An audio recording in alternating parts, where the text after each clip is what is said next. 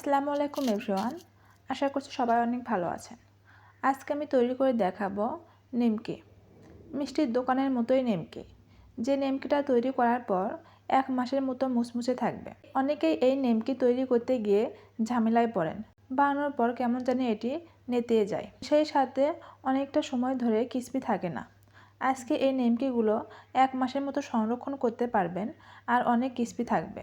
আমি কিছু টিপসের সাথে নিমকিটা শেয়ার করছি, আশা করছি আপনাদের কাছে ভালো লাগবে। চলুন তাহলে দেখে নিই।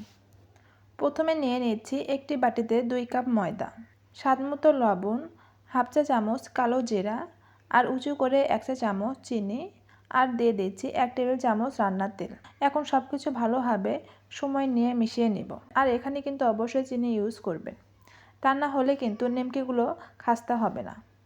এখন অল্প অল্প করে পানি দিয়ে একটি সফট ডো তৈরি করতে হবে। আর আমি কিন্তু এখানে নর্মাল পানি নিয়েছি, ঠান্ডাও না গরমও না। ডোটা কিন্তু বেশি শক্ত করা যাবে না।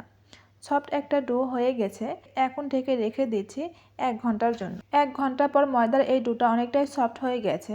এখন 2 ভাগে ভাগ করে নিচ্ছি। এখান থেকে একটি অংশ নিয়ে সামান্য ময়দা ছিটিয়ে বেলে নিচ্ছি। যতটা সম্ভব পাতলা করে বেলে নিতে হবে। আমি রুটিটাকে পাতলা করে বেলে নিচ্ছি। এখন রুটির উপরে 2 চামচ তেল দিয়ে ভালোভাবে ছড়িয়ে দিচ্ছি।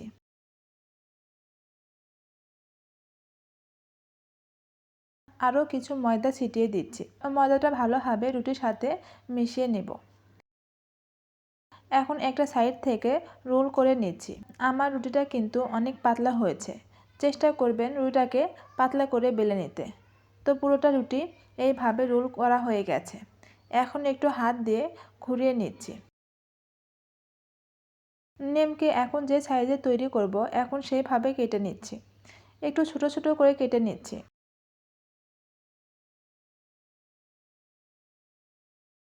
এখন কিন্তু ভিতরে অনেকগুলো লেয়ার দেখা যাচ্ছে।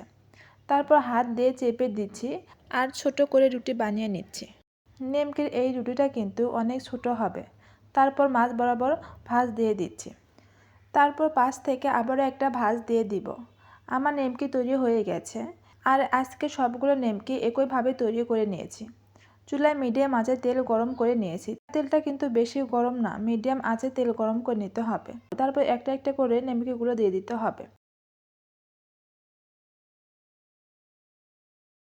এপাশ ওপাশ করে উল্টে দিতে হবে। আর ভাজার সময় অনেক সময় নিয়ে ধৈর্য সহকারে ভাজতে হবে, তা না হলে নিমকির উপরে পুড়ে যাবে, ভিতরে ক্রিস্পি হবে না। আমার এখানে নিমকিগুলো ভাজা হয়ে গেছে। এখন কালারটাও অনেক সুন্দর হয়েছে। ঠিক এই পর্যায়ে তেল ছড়িয়ে উঠে নিতে হবে। আজকে সবগুলো নিমকি একইভাবে ভেজে নিয়েছি। আশা করছি নিমকির রেসিপি ভালো লেগেছে সবার কাছে। 1 মাসের মতো সংরক্ষণ করতে পারবেন, সেই সাথে নিমকিটা কতটা ক্রিস্পি হয়েছে সেটা দেখেই বোঝা যাচ্ছে। রেসিপি ভালো লাগলে লাইক, কমেন্ট ও বেশি বেশি শেয়ার করবেন। আজকে এখানেই বিদায় নিচ্ছি। আবার নতুন কোনো রেসিপি নিয়ে হাজির হব। আর অবশ্যই আমার পেজে ফলো করে রাখবেন। সেই সাথে সবাই ভালো থাকবেন, সুস্থ থাকবেন। আল্লাহ হাফেজ।